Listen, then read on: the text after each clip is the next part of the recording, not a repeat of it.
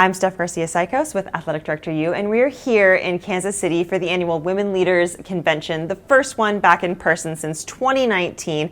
I am so privileged to be sitting down with Val Ackerman, the Commissioner of the Big East, to talk about leadership and all of the amazing things that are happening right now in the industry with women, for women, by women. Thanks for being here, Val. It is great to be here.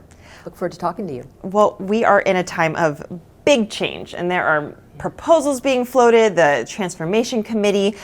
How are you managing all the various personalities of the different Big East institutions when you go to communicate with them? Well, I think it's probably different for every conference, and it's very much probably relationship specific. I think if you're in the role of someone like myself, you really have to understand your work environment, who you're reporting to, who you're working with. Any commissioner will tell you you work for the presidents but with the ADs. So it's critically important to have good sort of side-by-side relationships with your school personnel. We have in the Big East, fortunately, a pretty cohesive group. We don't have football, so we don't have pressures that are associated with and tensions associated with that sport, particularly of late. But basketball is important to everybody, and so there's a lot of good cohesiveness around what we need to do to stay not only competitive but responsive to the needs of the athletes. So, I work pretty hard, frankly, at the connective role of the conference, and what I have to do as sort of air traffic controller, if that's the right word, to sort of keep together everybody from the board members, the presidents, to the ADs, to our relationship with the national office, to my peers, external partners, et cetera, and importantly at the end of the day, make sure that the athletes are getting the best experience they can. Absolutely, it's all about the athletes. But when you came in to this role as commissioner, were there any specific strategies that you used to kind of create those initial connections with the ADs, with the presidents? Again, all the schools have different personalities. It's interesting. I was a student athlete myself long ago, but didn't come up in college sports as a working professional. Mm-hmm. I came up in the pro world, and so that was my orientation when I came in to take over the Big East. I'd worked in a league office, and there are some analogies between a pro sports league office and a conference office, particularly in terms of where you are in the intersection of all these stakeholders and some of the commercial to-dos. But I really had to sort of figure out this shared governance idea. Mm-hmm. This idea that there were certain things the presidents weren't trusting me to decide on my own, but there were other areas where I had to get buy-in from the schools. And so for me, there was a learning curve for sure. I don't think I made any bad decisions, but I sort of was made to understand you have to kind of work with people to get to the outcome. And so how do you do that? Well, you just got to be a sponge. You've got to work really hard at listening. You have to go to every campus. I still do that every year, because talking on the phone or being on a Zoom call is one thing, but you have to be face-to-face. To really fortify your relationships. Learning about what makes college sports different from other sports organizations. Mm-hmm. And so it's was very much an education process, and one that continues to this day. I'm always learning something. Absolutely. Well, throughout your tenure, I will just kind of guesstimate that there might have been times where you've had an institution where there's been a president and an AD who aren't totally in alignment, and that's what they're working through. How do you manage that when maybe the different stakeholders that you're overseeing and you're supporting aren't totally in alignment? That's actually a great question. I would say one way we get at that in the Big East is when my board meets, they meet 3 times a year. 2 of those times are in joint session with the ADs. And we spend a lot of time with our ADs in between those meetings. Mm-hmm. So the good news for us is I do believe our ADs are in alignment with our presidents. They are reporting back to them. The combination of them reporting back and then me dealing with the presidents directly helps keep everybody on one page or with a shared purpose and vision. But when we do have those meetings where they're in joint session, I guess the good news there is I can communicate to everybody. They all hear it at the same time in the same way. There's no whisper down the lane. Right. Reporting to a president something I may or may not have said or they misunderstood it. And so I think having those streamlined communications channels is one way to get at alignment, and that's kind of how we do it in the Big East. That's a great strategy. Well, how long did those rose-colored glasses of being a new commissioner, how long did you have those on when you first got the job before you had to kind of make a major decision that was kind of like, okay, got to press the button and go? My rose-colored glasses, frankly, are still on. I mean, I love what I do. I've had opportunities to go elsewhere, but I really love the Big East and what our league stands for. I love working in basketball because I'm a basketball person at heart. So that part makes it great. I would say, the hardest decisions were during the pandemic. And so I was, I guess at that point, about 7 years into the job when the pandemic hit. And that was by far the most challenging thing I've ever been through from a leadership and frankly, for our country. Absolutely. I mean, everybody was sort of struggling with, is it safe to do what we used to be doing? Should I go to work? What's it going to mean for sports? And we all felt a tremendous sense of responsibility about how we're going to keep everybody safe. Absolutely. Because everybody wanted to play. And there were incredible commercial ramifications of not playing. Mm-hmm. And you were trying to juggle all of that with what the CDC was saying or the medical personnel that everybody was engaging was saying, what Dr. Hainline at the NCAA was saying. And that was exhausting because we were all sort of in the great unknown there. So that one I would put it probably at the top of the list of leadership challenges that hopefully are behind us now with sort of this latest phase of the pandemic, but we'll see. Hopefully when everybody starts going inside again, we won't be back to where we were last December with the variants taking over again.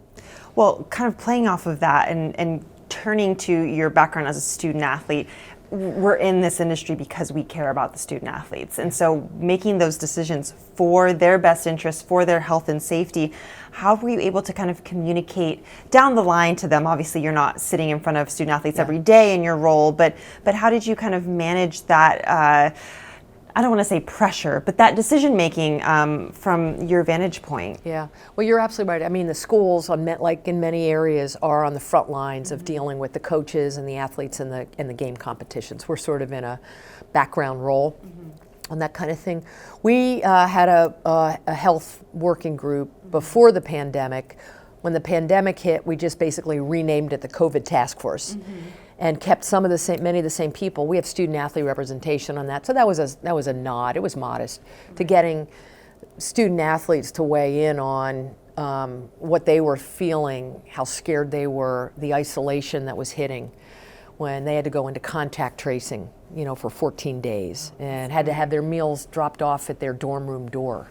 I mean, there were some crazy stories there about what they had to go through.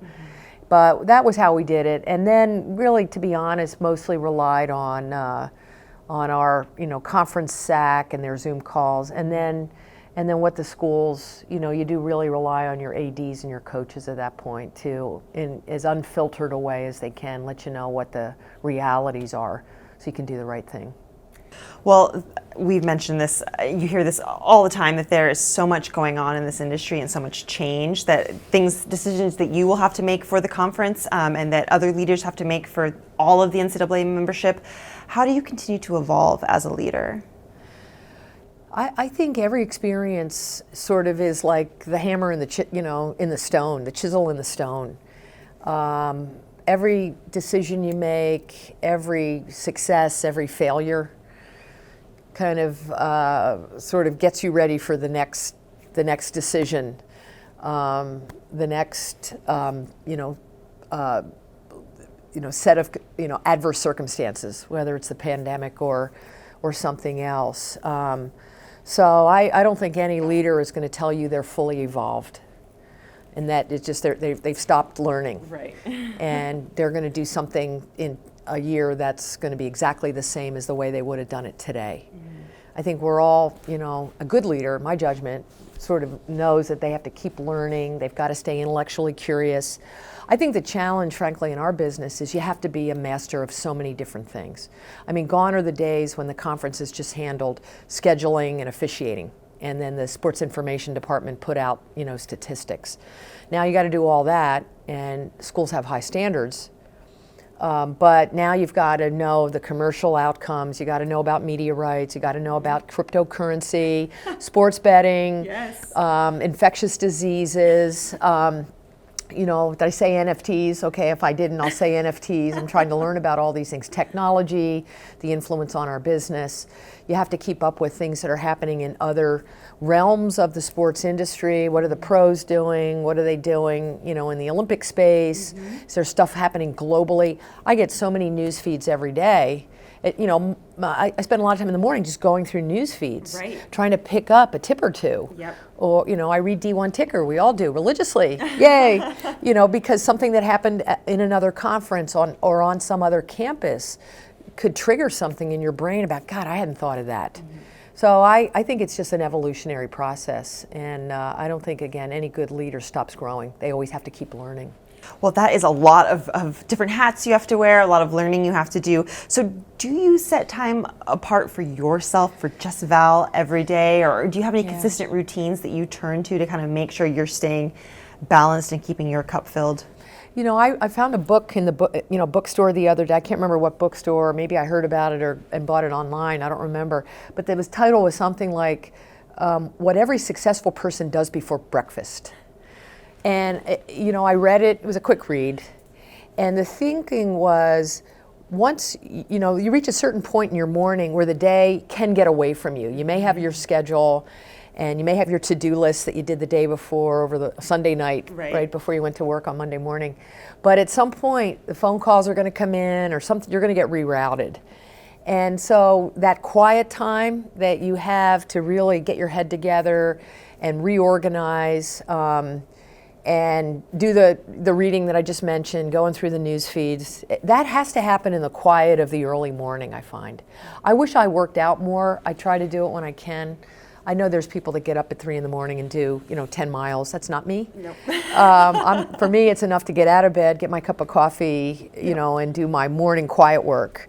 But if your question is, do you get downtime? The answer is yes, and I think it's critically important as a leader to have escape hatches and TV shows you watch that have nothing to do with sports, and taking walks, working out whenever you can, trying to turn every business trip into like a little mini vacation if you can get out of the hotel room for half an hour and see something you've never seen before. So I'm very much a subscriber to all of those tactics, and if I didn't have them, I think it would be much harder to get through the day. Absolutely, and that's great advice, because I know there are too many days in my work life where I just kind of roll out of bed right into the grind and I prioritize the sleep more than the quiet that morning. Extra half hour makes all the difference some days. It really does. Well, as we wrap up, I want to end with this. You had mentioned to me offline that, when you came into the industry, it was a different world, and you were in pro sports, and there were not women or these kinds of spaces to really nurture women in athletics. With what you know now, with the resources we have, what advice would you give to kind of day one Big East Commissioner Val Ackerman? I would really, first of all, I want to commend women leaders and my friend Patty Phillips, who just, I'm exhausted every time I'm around her because she's got so much energy. And we all feed off of that. So what they've created here with this organization, the network, and then this event every year, which of course got waylaid during COVID. So now everything's, back, and you're seeing that, the turnout and the energy. So I didn't have this coming up the ladder. I mean, there was nothing like this. I was the first woman lawyer hired by the NBA. All my mentors were men. The real challenges, and you and I talked about this, were motherhood. Because, I might have had should have had a third eye for the way they looked at me when I came in and said, hey, I'm expecting. No one believed I was coming back to the office. And so fighting through these perceptions that I didn't take my job seriously enough to even consider coming back to work after I had a child it made for a very solitary journey. So I really applaud women leaders and other organizations for putting together this kind of programming so that women know they're not alone. I mean, what you're going through as a mother, what I went through as a mother, they're hard decisions that you have to make and take a lot of energy to do it all. And so to know that, there's others that have been through that, here's how you, sort of relax and take a breath and prioritize are, lessons that can be learned but also have to be lived. So what you're going through now is going to be a different experience than I went through, 30 years ago. My oldest daughter, Emily's about to turn 30.